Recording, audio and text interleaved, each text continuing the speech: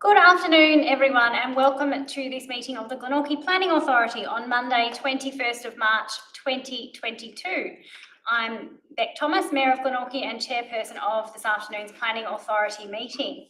I'd like to start by acknowledging that we meet today on the land of the Palawa people and acknowledge and pay respect to Tasmania's Aboriginal people as the traditional owners and ongoing custodians of this land on which we meet, and pay respect to elders past, present and emerging. Joining me for this planning meeting this afternoon are my fellow Planning Authority members, Deputy Mayor Stephen King, Alderman Jan Dunsby and Alderman Angela Ryan. We have apologies this afternoon from Alderman Kelly Sims. We also have a number of planning officers and executive support staff attending the meeting either in person here in Chambers or online, a mix tonight to make sure we are COVID safe as well. So welcome everyone to the meeting. Planning Authority Declaration is item number 1 on our agenda. So I just state that Glenorchy Planning Authority intends to act as a planning authority under the Land Use Planning and Approvals Act 1993. The Planning Authority has full power to make planning decisions on behalf of the Council. Our meeting procedures this afternoon are fairly simple. A planning officer will present their assessment and recommendation and then answer any questions of Planning Authority members. I will then, we don't have members of the public joining us in Chambers this evening due to COVID restrictions, but we have received representations in relation to matters and we will give them due consideration at the time of discussing the application. So we will ask the planning officer to answer any questions we have as aldermen. We will then discuss the application and decide on the application, and we'll hear what the process is once we've decided on the application, what the process is from there. So legal requirements when deciding an application. The Glenorchy Planning Authority is required by law to seek to further the sustainable development objectives of the Act, consider representations received during the public notification period and make the decision by reference to the current planning scheme provisions. Meeting rules are fairly simple. Council is a safe workplace, so we ask that members comply with any directions given by the chairperson and please respect other people's views and their right to have their say. Okay, I've covered item 2, which is apologies. And item 3 is pecuniary interest. So do any Planning Authority members have any pecuniary interests on any matter on the agenda this evening? No. No? Moving on then to confirmation of minutes. So do I have someone to move that the minutes of the Glenorchy Planning Authority meeting held on 21st of February 2022 be confirmed? Move, Deputy Mayor. Someone to second? Alderman Ryan. Any discussion of the minutes? I'm happy to be here, thank you. Any discussion? No, I'll put the recommendation to the vote. Please raise your hand to indicate if you are for. That's carried unanimously. Moving on to item 5, planning scheme amendment to rezone 60, 80, 80A and 90 Creek Road, Newtown to an inner residential zone and consolidate the lots. And our senior strategic planner, Lyndall Byrne, is presenting this item. So over to you, Lyndall. Thank you, Chair. So this planning scheme request to prepare an amendment relates to 4 lots in Newtown. They're 60, 80, 80A and 90 Creek Road.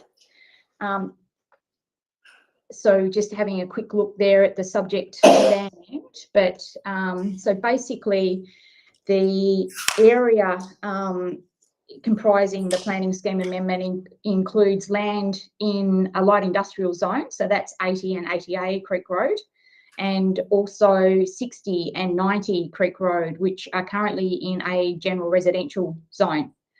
So the amendment seeks to rezone all of those properties to an inner residential zone. And also, as part of the consideration of the amendment, officers have recommended that a specific area plan also be applied to the land to ensure that site contamination mitigation requirements that were outlined in the environmental site assessment report that was received are implemented, and also to encourage pedestrian connections to the Moona Activity Centre and appropriate traffic management along Creek Road occurs as part of any future redevelopment of the site.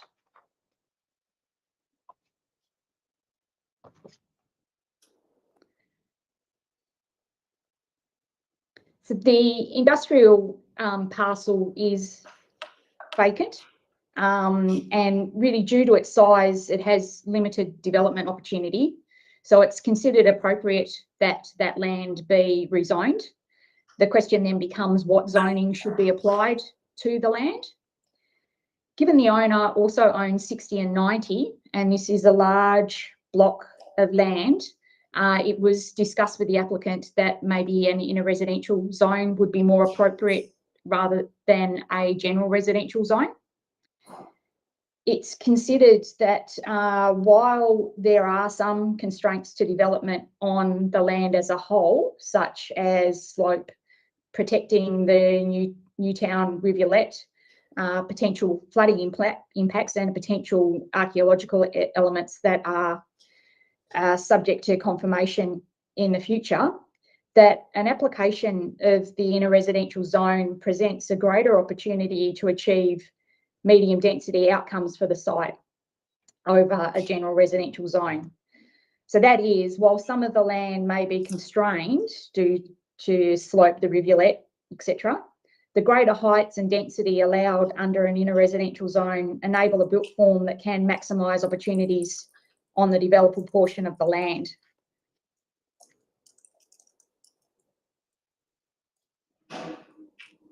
The application of a specific area plan has also been proposed.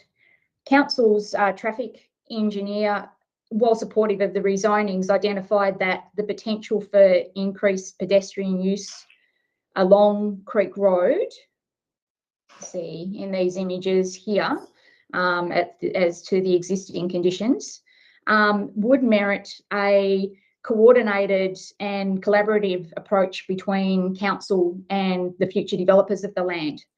So the SAP includes a standard which seeks to achieve that.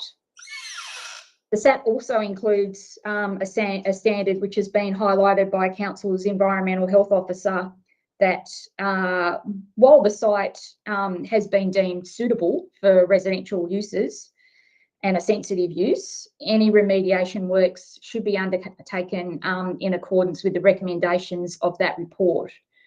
So those recommendations have been translated into the specific area plan. It makes it quite clear for future developers what those requirements are, and potentially also mitigates the need to for a future any other future developer to undertake a subsequent environmental impact assessment to understand what the requirements may be. The applicant has reviewed the provisions of the specific area plan and is generally supportive of the control, although they do consider the provisions relating to access to the site may be redundant given the existing provisions in the Road and Railway Assets Code. However, council officers consider that promoting a holistic and coordinator approach is vital to achieving a well-designed development and providing a high level of pedestrian amenity. So it's recommended that these provisions be tested through the planning scheme amendment process. It's considered that the planning scheme amendment is, including the rezoning and the specific area plan, are consistent with the regional land use strategy, state policies, LUPA requirements and the Section 8A guidelines, and it is recommended that the amendment be prepared. Should the GPA resolve to prepare the amendment, it's noted that it's also combined with a planning scheme amendment which seeks to consolidate 4 lots into one. The one discretion that is relevant to that planning permit application relates to lot design and the frontage access. So while there's a considerable frontage of the site would appear to be fronting Creek Road, it is actually separated by the rivulet land, and technically the only frontage is onto Sinclair Avenue, which is only 3.06 metres wide. So in looking at the performance criteria to assess the planning permit application, it's considered that there's appropriate and a reasonable opportunity to achieve significant and appropriate access widths along the site.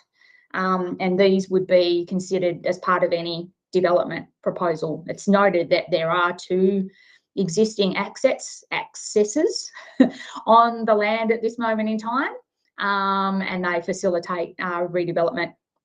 They facilitate access to the existing dwellings on the property.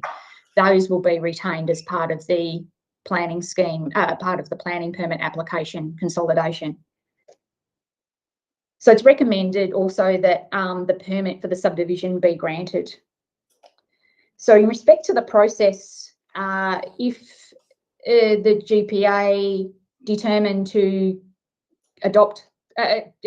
resolve to prepare the planning scheme amendment, it, along with the planning permit application, would go on exhibition for 28 days.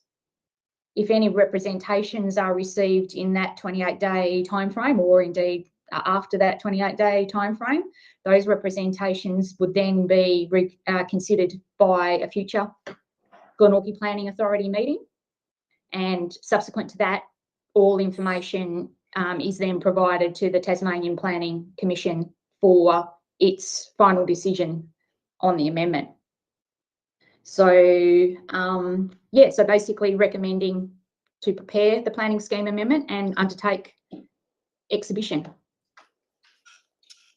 Thank you, Lyndall, for that summary of the report. Do Planning Authority members have any questions for Lyndall at this point? Alderman Ryan. Yep, thank you. Thanks, Lyndall. Just a quick question. There's possibly archaeological consequences. What would happen if a developer started digging with a view, and this would be down the track, with a view to putting up units or dwellings or whatever, and something of archaeological significance was found? What would happen then? So through you, Chair. So we have started the process of engaging a consultant to undertake an assessment of the potential archaeological values of the land. The site is considered to be the location of the Calder flour mill. So it's likely that that planning scheme amendment would be prepared in the short term and would start to be progressed through the process potentially before a decision is made on the current amendment under consideration. So while there wouldn't be any, while any archaeological values are not currently identified in the planning scheme, we would, I guess, hope to be able to negotiate and consider development opportunities with a future developer. They're aware that council wants to undertake a planning scheme amendment to identify any archaeological issues, and we'd be having consultation and engagement with them. Thank you, Lyndall. To answer your question, Alderman Ryan? If there was something really significant found, such as the old flour mill, what would be our powers to preserve part of this new subdivision where the significant archaeological finds were found? what can we do? So unless it's formally listed in the planning scheme as a site, like identified under the Glenorchy Local Provision Schedule, there is no power to, I guess, enforce or make an applicant redesign in order to not, I guess, touch the elements of archaeological potential. However, we've had good discussions with the applicant about the prospect of there being those elements on site, and we hope to be able to continue to engage with them about that potential. It's also noted that that area is close by the rivulet, so I guess it just depends on what potentially is found on that site and the extent of where that goes.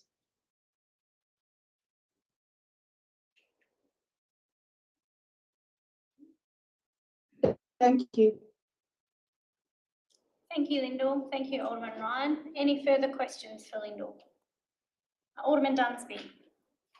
Thank you. I'd just like to ask some questions about access to the property. The report here details that there's 2 bridges to access across, and I'm assuming that they will be the only access. There'll be nothing off Sinclair Avenue, and I'm not sure whether this is the time to ask this question, so I just want to be more informed about it. We've seen a situation also in this area where a bridge was taken out by floods. And so if this particular situation happened again, that these people could potentially be stranded like on an island if there's significant developments in there. So I do have some questions and concerns about the access to the property only being across the rivulet via bridge, should they be taken out in a significant event. And should we think about whether there would be an access off Sinclair Avenue as well, and whether this is the point to have it or whether this happens further on. So let's put my questions to the appropriate people who are sitting around the table, please. Thank you, Alderman Dunsby. Lyndall? Yeah, so through you, Chair. So this is a consolidation. So there's no actual, residential development proposed, and the consolidation retains the 2 access points.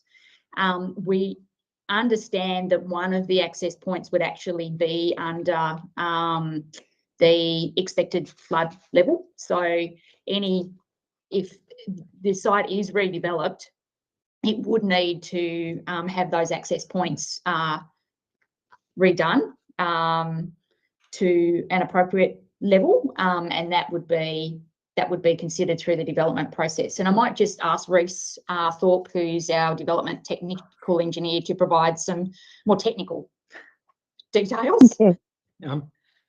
Hi, so under C12, the flood prone areas code, there's a requirement depending on how they propose to develop the site.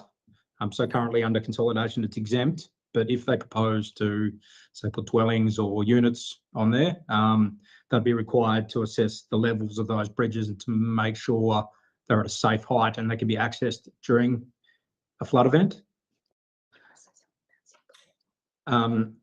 In regards to Sinclair Avenue, the width of that frontage, as it's only 3.06 metres wide, would not be a sufficient width to provide access off. And I think that's why under the lot design, it was deemed as discretionary. Thank you. And responsibility for the bridges, is that with council or with the developers? So to raise here again, maintenance. that'd be the responsibility of the developers under, I suppose, C3 roadways and the C12, the flood prone hazardous area code. Great, thank you. Thank you, Alderman Dunsby. Any further questions? Just a quick one, Mayor, through you, if I may. So just clarifying, they currently, the property owner currently owns the bridges.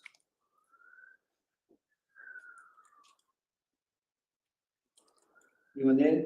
Lyndall? Yeah, through you, Chair. I am not 100% sure because they do cross over the top of the rivulet land. So I understand that more than likely be like a license agreement with that the applicant, whether they officially own the bridges or not.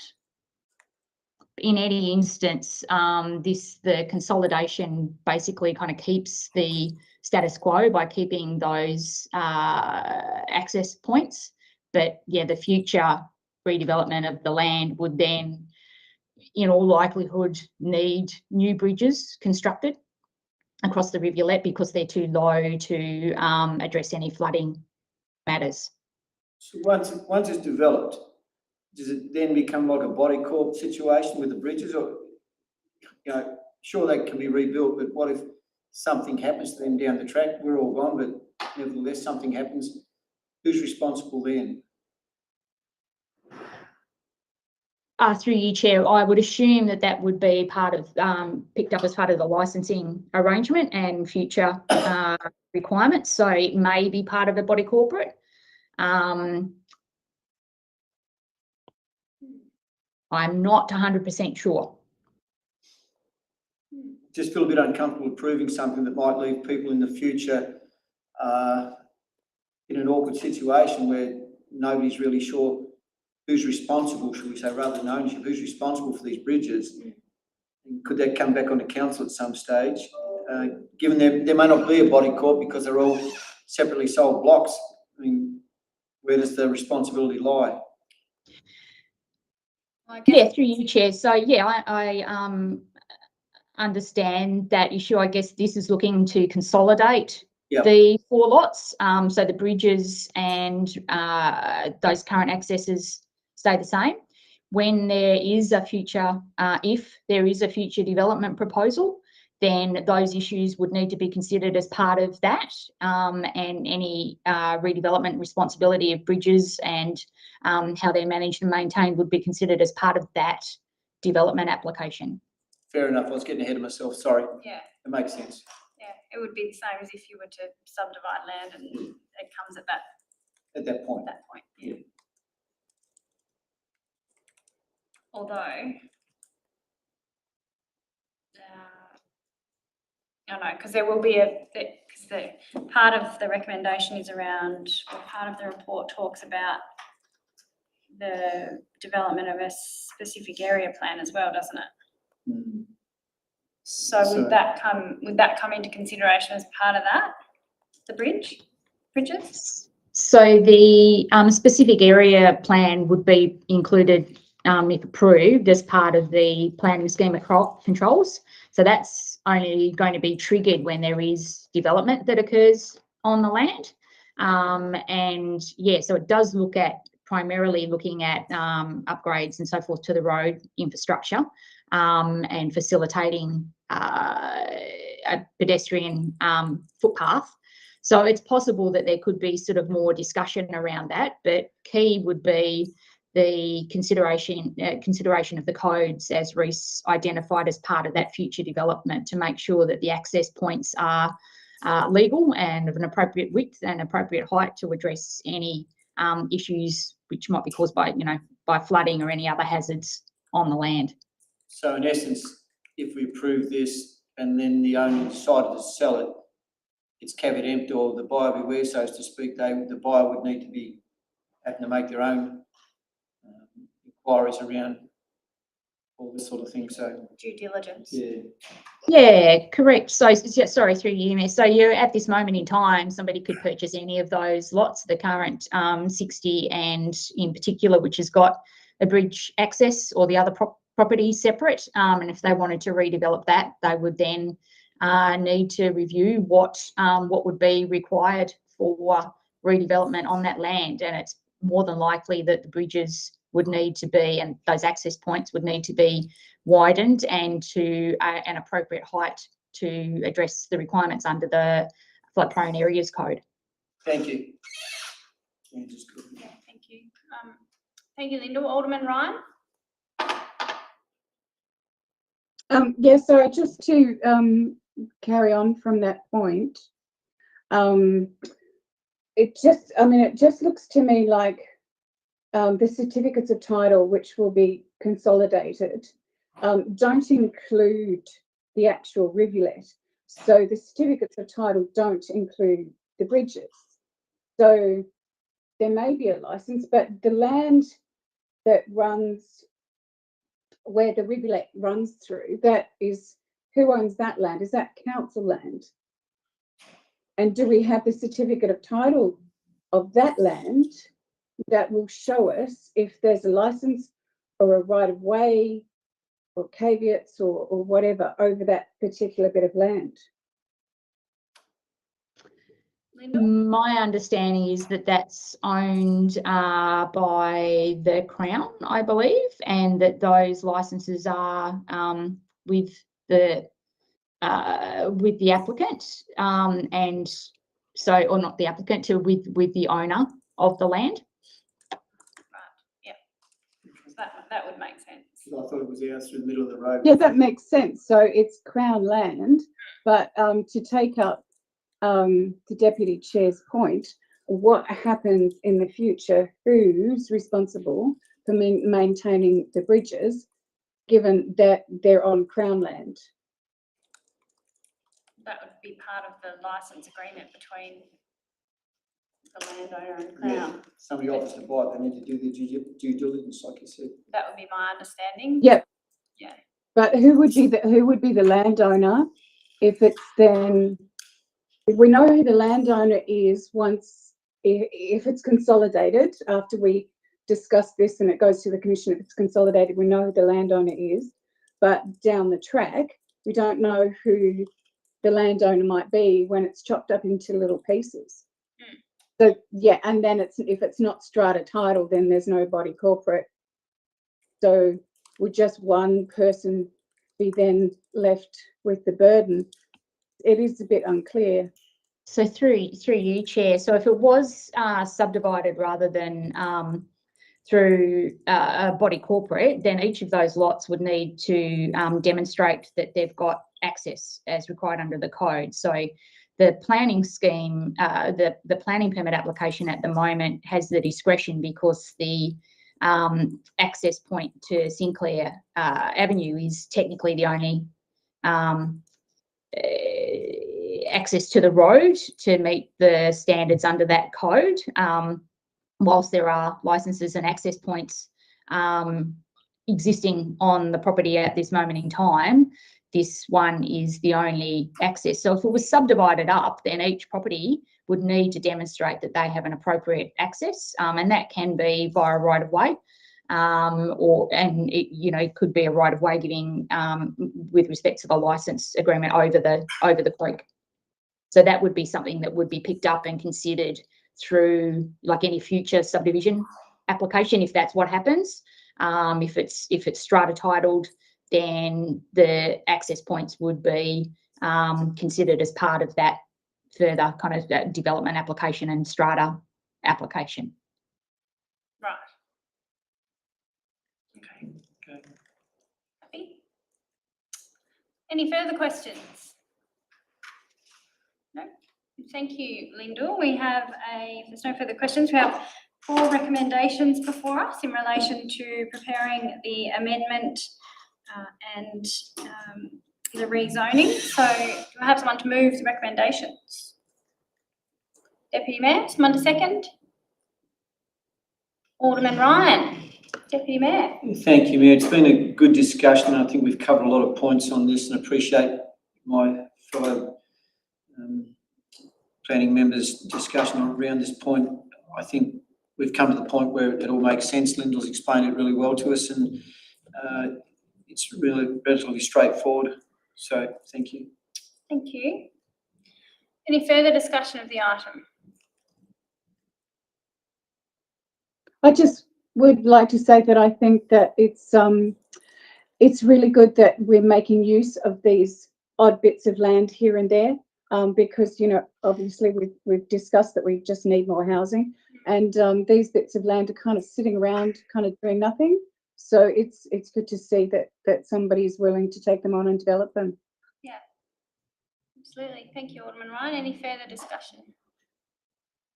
No, I agree. I think this proposed rezoning makes sense, and I'd be pleased to see that type of development in this area close to services. So I'm happy to support the recommendations and put it through the next stage of the process. Back to you, Deputy Mayor. Thank you, Mayor. I think we've covered everything. Okay, I'll put the recommendation to the vote. Please raise your hand to indicate if you're for. That's carried unanimously. Lyndall or Trevor, would you like to explain the process from here? Thank you, Chair. So the process from here is that the planning scheme amendment would be placed on exhibition for a period of 28 days. And then following that exhibition period, if there are any representations that are received, they would come back to a future meeting of the Planning Authority to be considered on their merits. And then that report and or representations would be forwarded to the Tasmanian Planning Commission, giving anybody who made a representation an opportunity to be heard, and the amendment and planning permit would be considered and determined by the Commission at that point. Excellent. Thank you, Lyndall, for that summary. Moving on then to item 6, the sixth and final item on our agenda is Amendment PLS 43A 2103, Section 40K report on representations for that proposed amendment. So again, Lyndall will present this one. Over to you.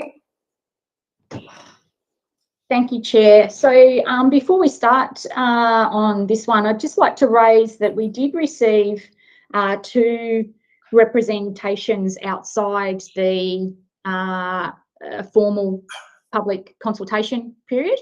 They have been provided to all of GPA members, but I just wanted to officially table those issues. Yes. And maybe just kind of explain, I guess more formally, that the legislation gives the planning authority an opportunity to consider representations that have been received after the exhibition period, and sometimes they are what we would call late representations are considered as part of the formal report. However, in this instance, because they came through after the agenda was closed, they haven't been formally included in that report.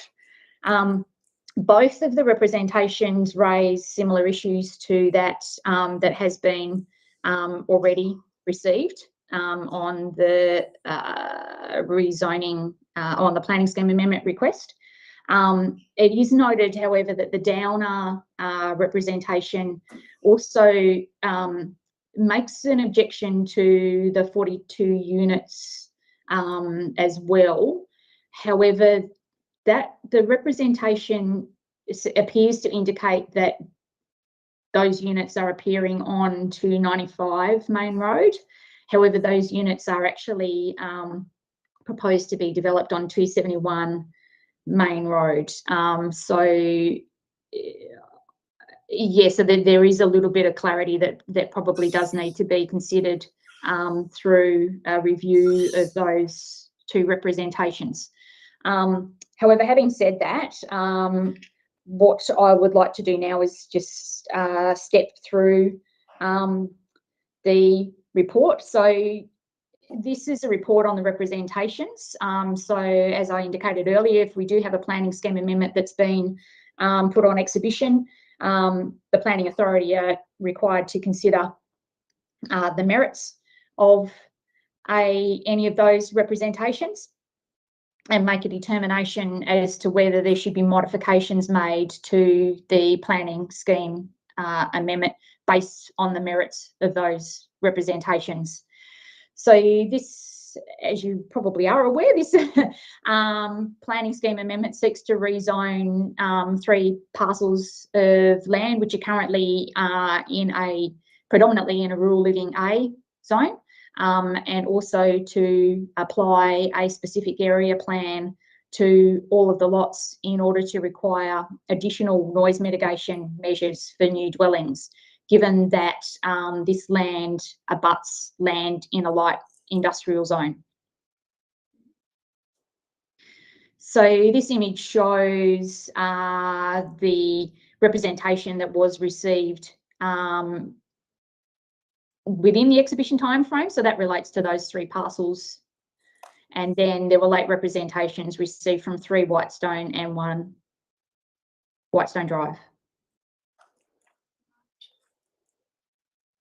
So just going through, I guess, the representations that were raised, I've outlined the issues there.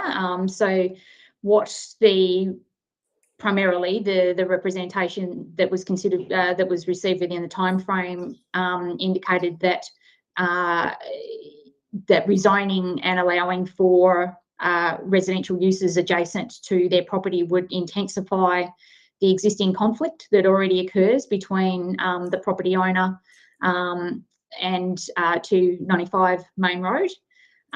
In respect to that, it is noted that there has been like a number of complaints received from 295 Main Road about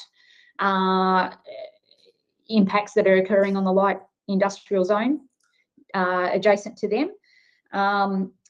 However, the specific area plan and the planning scheme amendment won't necessarily change that current situation. And it's considered that the SAP, with its additional requirements for noise mitigation, would, if there is future development on that land, actually aid in reducing those conflicts between sites because of the additional requirements for noise attenuation required for sensitive uses. The second issue that's been raised is that rezoning would not be protecting industrial land as required under the regional land use strategy.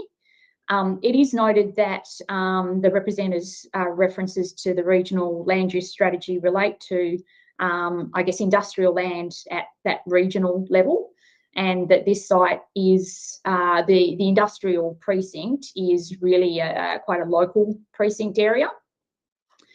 We've looked at that area more broadly in looking at our land use, and consider with development happening, residential development happening in Whitestone Point, and future residential development that is likely to happen in Granton once structure planning occurs in that area, that this precinct, because of residential traffic conflicts, is probably going to focus really on a local, I guess, a local focus for industrial servicing, such as warehousing and service industries, rather than becoming an industrial precinct that should be supported in, considerable growth and expansion as recommended under Strulis. So with respect to that, element of the representation, it's considered that the area, while it should be supported, is more than likely to remain as a local precinct rather than a larger industrial precinct that is likely to expand significantly and intensify. The third item raised there relates to the removal of the open space zone, and indicating that that would place all burden on the land in Whitestone Drive to manage noise conflicts. It's considered that element does have merit, whilst it's recommended that an open space zone per se not be retained on the land, because that in itself is really applying not necessarily the appropriate zone to how the land is intended to be developed. That a 10-metre setback from the boundary on land at 295 Main Road should be included in the specific area plan, and that the only elements that could occur within that setback would be elements such as garages, carports and driveway accesses. This would mean that any dwelling or any private open space area of a dwelling could not occur within that setback area, and basically maintains, I guess, what's happening there on the ground at this moment in time. So it's considered that that element of the representation does have merit, and that the specific area plan should be modified accordingly. The next dot points relate to the proposal being inconsistent with Council's strategic plan, Open for Business, as it would drive out industrial business from that area. So what we were recommending and hoping to achieve as part of the planning scheme amendment, and by including the additional requirement of a specific area plan to address noise issues, is to provide for management of and mitigation of those noise issues. So in order to support and retain the business precinct as like a local business precinct, but also facilitate use and development of the subject land for residential development, that additional requirement for noise mitigation has been proposed. So in that regard, it's considered that the planning scheme amendment is consistent with Council's strategic plan. The next item there relates to the amendment being inconsistent with the Schedule 1 objectives of LUPA. It's considered that planning for both, I guess, sustainable use of land by rezoning parcels of land that currently have a zone applying to them that's only really appropriate outside the urban growth boundary, and facilitating housing development on serviced land within the urban growth boundary is the sustainable use of land.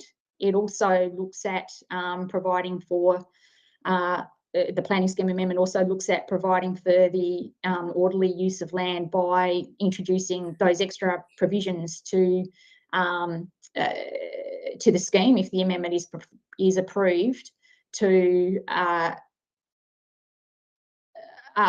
require additional standards and additional requirements for noise attenuation on any new sensitive uses moving into that area.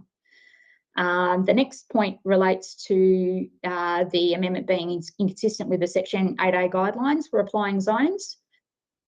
It's considered that the planning scheme amendment is consistent with the guidelines. It's noted that, I guess, throughout Glenorchy there are a number of areas where we do have these kind of interfaces between general residential and inner residential and light industrial, and even general industrial zones. And the local provision schedule was approved by the Tasmanian Planning Commission, and they did not raise any issue with the application of zones under the Section 8A guidelines, where we have carried across current existing conditions and maintained a situation where we do have throughout the city general residential zones directly abutting light industrial zones. So the second last item there is that the specific area plan must be additional to the attenuation code. Again, that item is considered to have a level of merit. The SAP does identify that the standards for the development standards are in addition to the attenuation code. However, the exhibited SAP said that the subdivision standards would be in substitution of the attenuation code. So it's recommended that a change be made in that regard to have the SAP, all provisions of the SAP be in addition to the attenuation code. So that means when any development would be assessed, if approved, that the requirements of the SAP must be considered in addition to those requirements under the section, under the attenuation code, which deals with other issues such as dust and lighting, etc.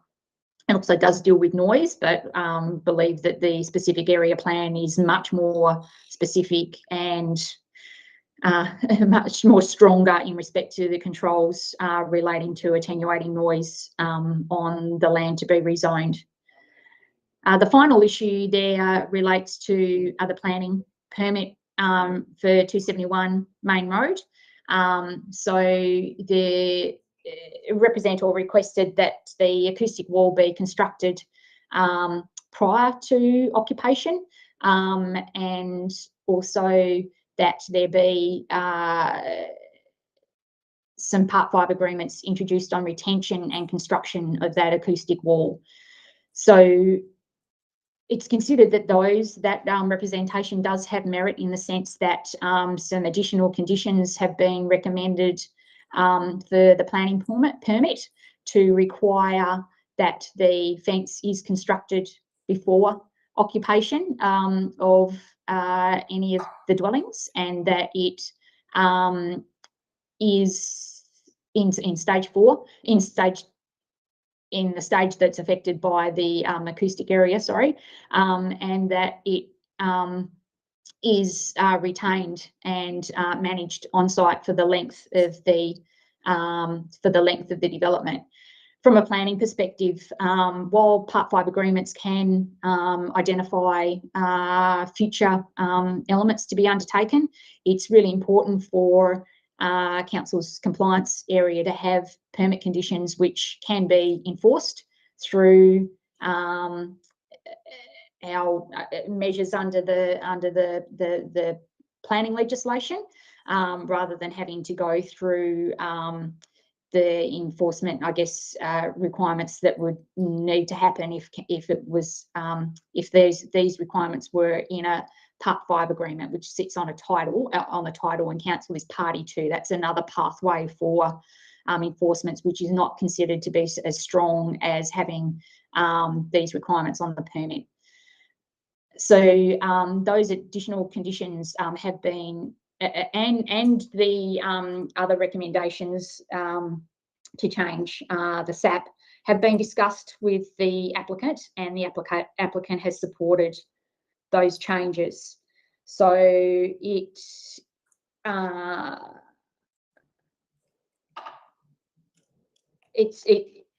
is recommended that the representation received in this GPA report be provided to the Tasmanian Planning Commission. However, given that we've got some additional representations, it's recommended that the recommendation be slightly modified to now read the representations, including the representations received after the exhibition period, and this GPA report on PLS 43A-21/03 be provided to the Tasmanian Planning Commission under section 40K and 42 of the Land Use Planning and Approvals Act. So any questions? Thank you, Lyndall.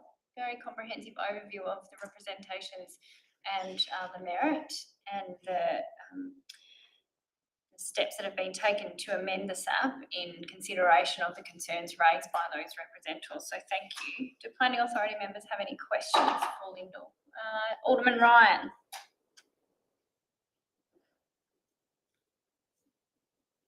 Thank you. Thanks, Lyndall.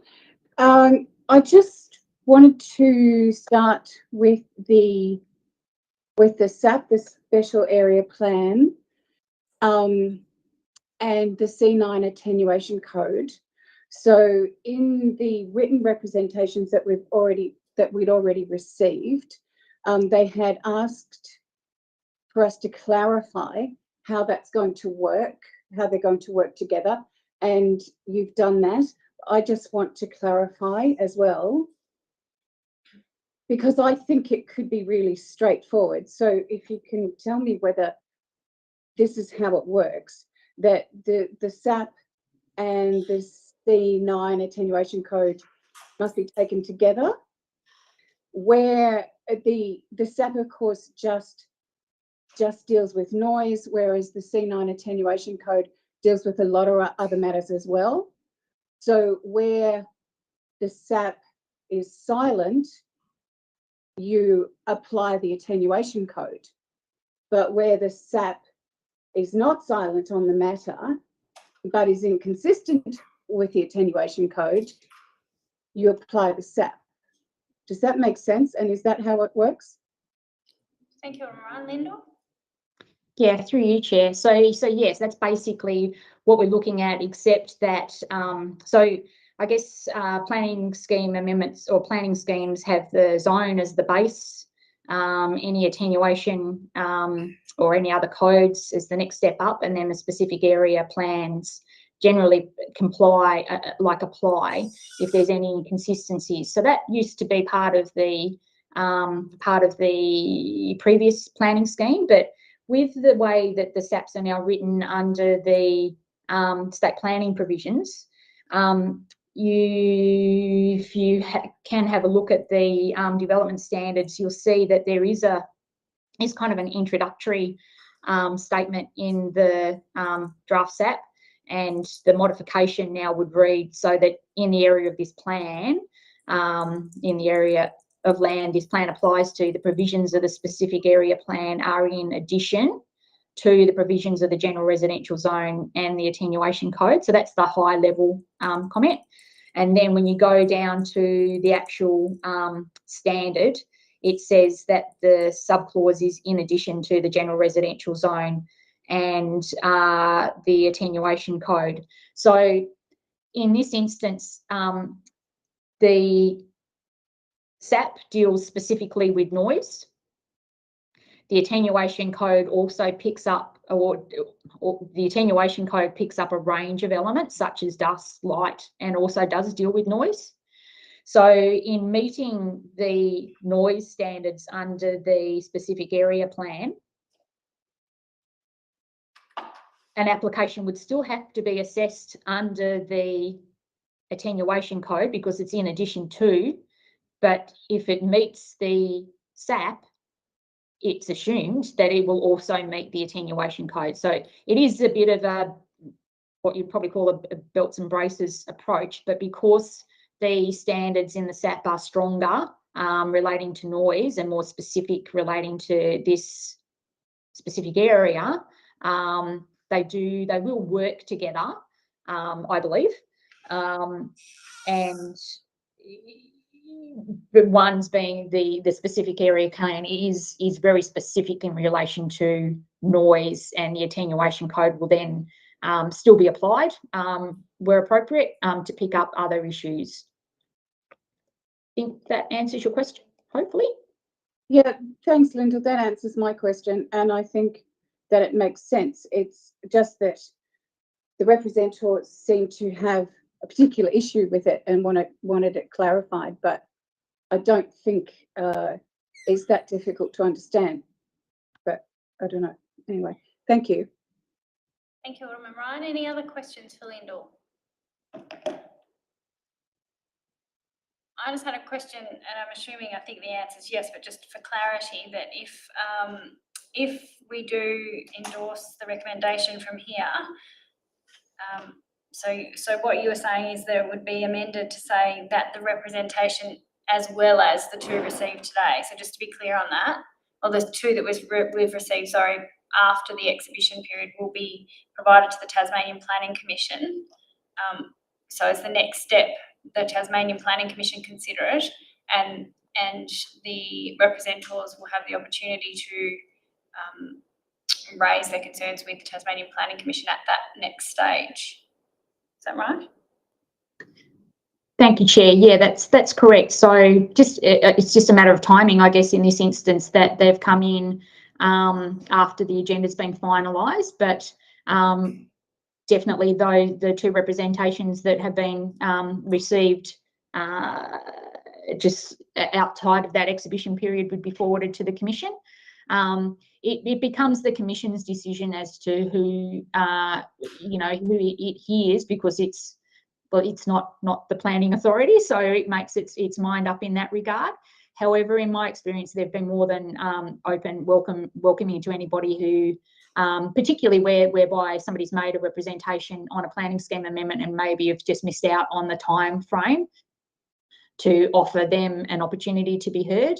The Tasmanian Planning Commission hearings are identified in the paper, giving people like 2 weeks notice of those. But in this instance, because we'd be forwarding the representations to the Commission as well, the Commission will likely write directly to those representatives, and we can also make sure that they're kept in touch, kept aware of the process and the hearings as well, and that would give them an opportunity to present their position to the Planning Commission, and the Commission will, consider the amendment, their representations as a whole. Thank you.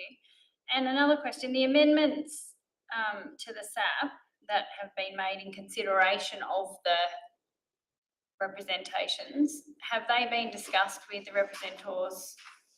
And what has their response been to those amendments?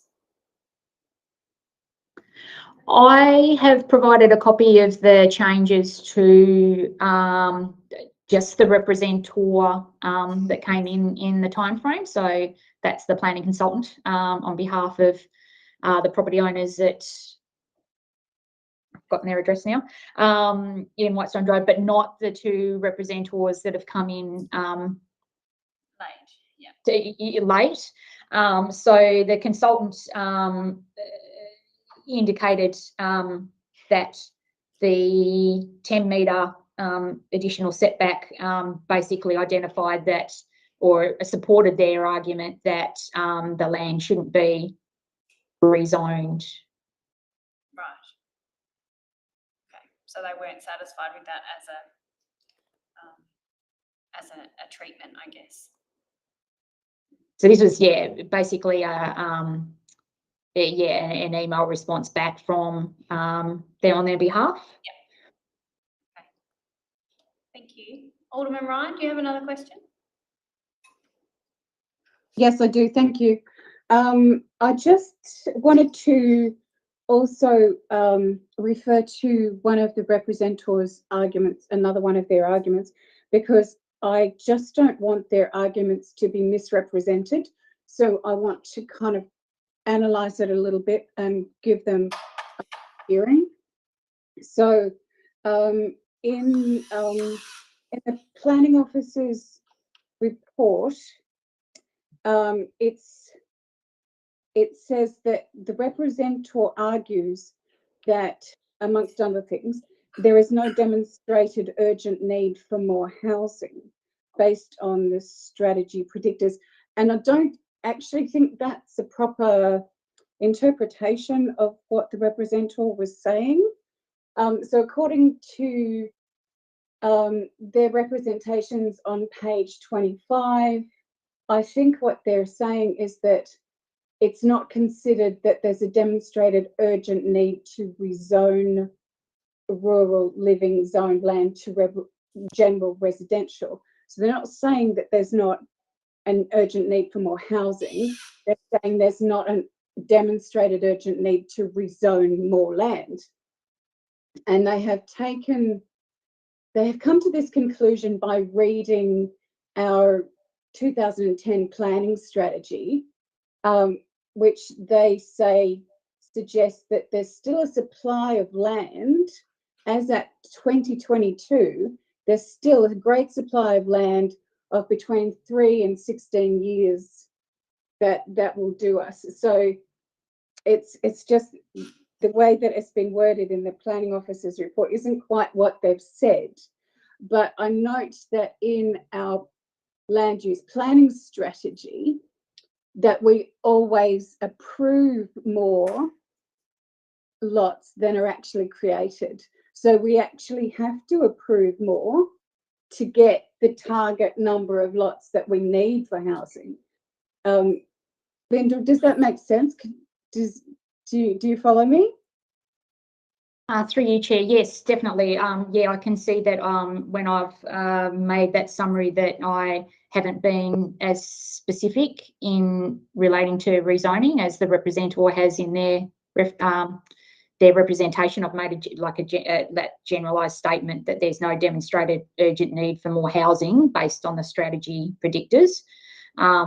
However, I would still maintain that because that's based on the interim land use strategy 2010, even if it is talking as it is talking about rezoning more land, the idea is to ensure that we've got under the Strulis, we should be seeking to aim to have about 15 years of land available because as you indicated, Alderman Ryan, not all land will be developed to its full potential, and it won't necessarily be all of it won't be developed. So we need to make sure that there's an appropriate level of land within a general residential zone available for housing opportunities. So yes, I take your point on clarifying that for the representative. Yeah, thanks, Lyndall. I just wanted to make sure that the representatives understood that we were giving proper consideration to their objections. That's all. Thank you. Thank you. Any further questions? No? And we have a recommendation. I might just ask you to read it again, Lyndall, given we don't have it in front of us with the recommendation that you are suggesting.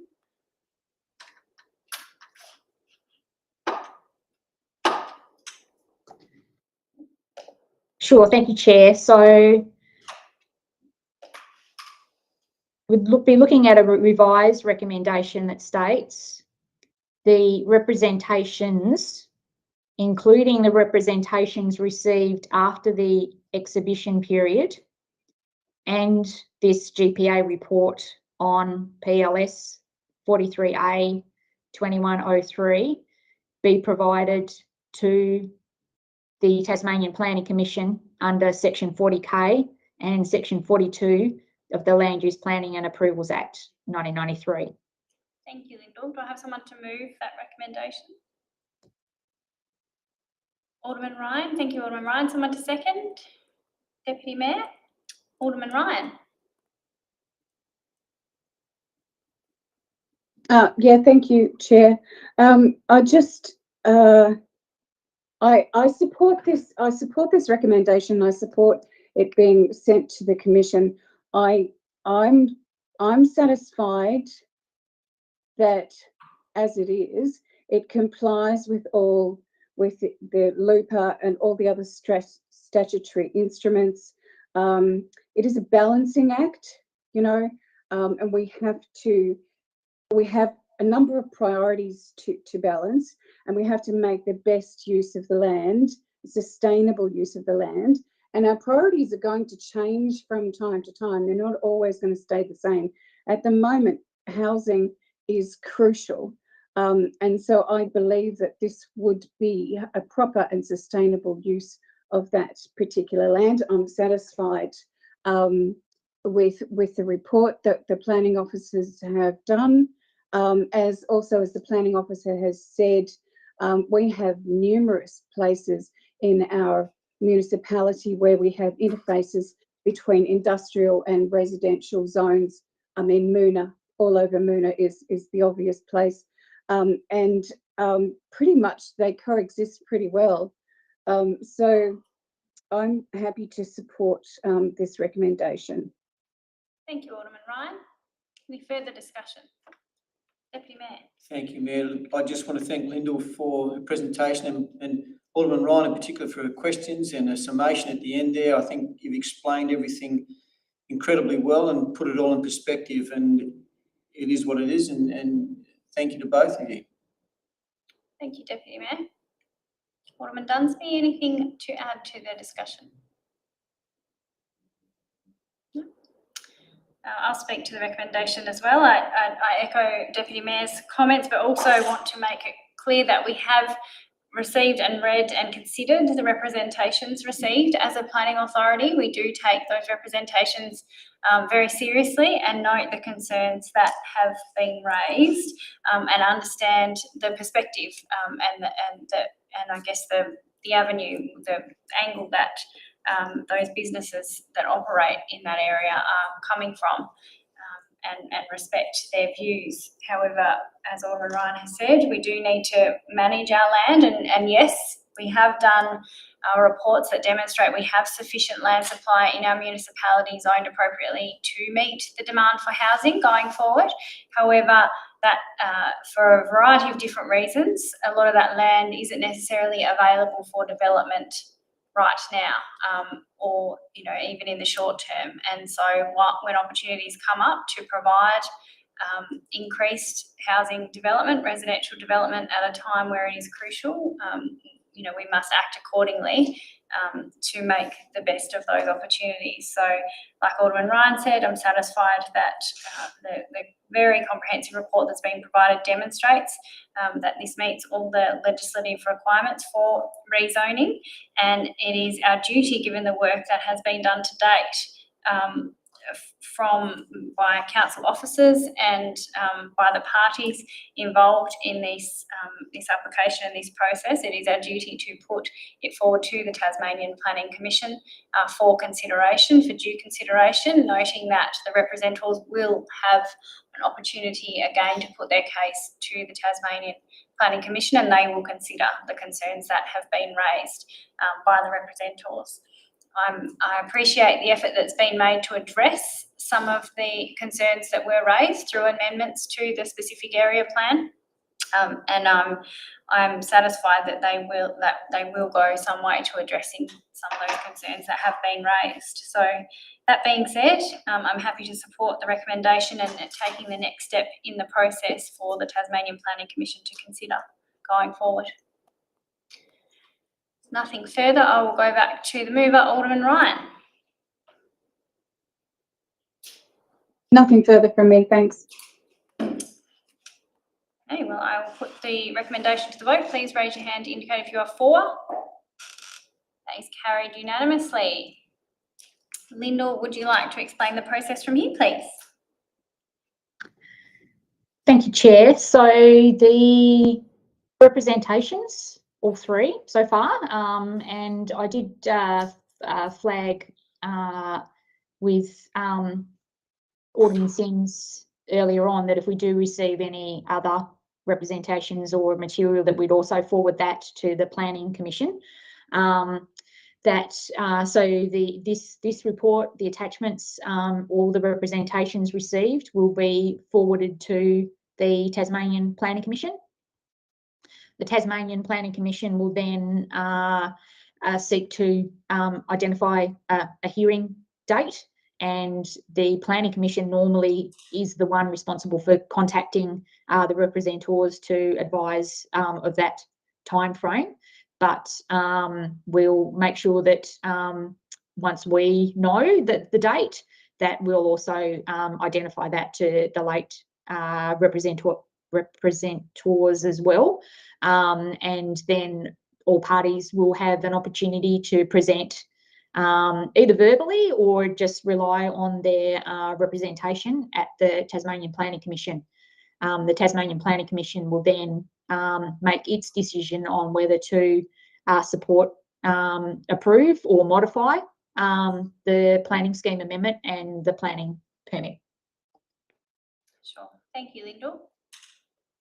Alderman Dunsby. It's just a question there. Will they also be circulated to members of the Planning Authority to see if there are any further as well? Lyndall? Through you, Chair, yes, certainly we can do that. We'll keep you all appraised if we get anything additional in that regard. Thank you.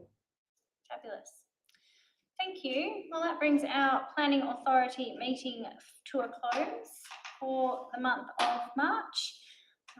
Thank you to members of the public who have joined us online this evening. Our council meeting, our next full council meeting is next Monday, and hopefully you will join us online for that one as well. Until then, stay safe, be kind to each other, and we'll see you soon.